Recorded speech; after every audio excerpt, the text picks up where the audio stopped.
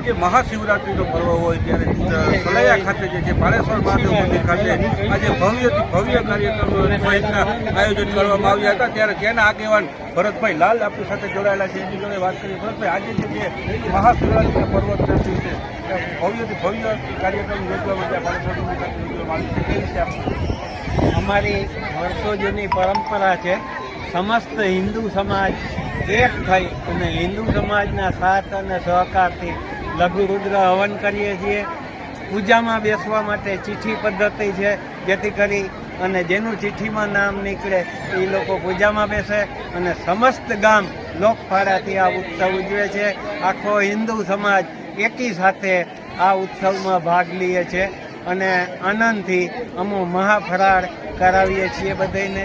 ચાલુ વર્ષે ભાજપના જિલ્લા પ્રમુખ મયુરભાઈ ગઢવી, એસપી સાહેબ તથા પત્રકારો પરબતભાઈ તથા મોદીભાઈ તથા સૌજાણીભાઈ અને હિતેન્દ્રભાઈ આચાર્ય દરેક લોકો તેમજ ખંભાળિયાથી વેપારી આગેવાનો પણ આવી અને અમારા ઉત્સવમાં વધારો કરેલ છે।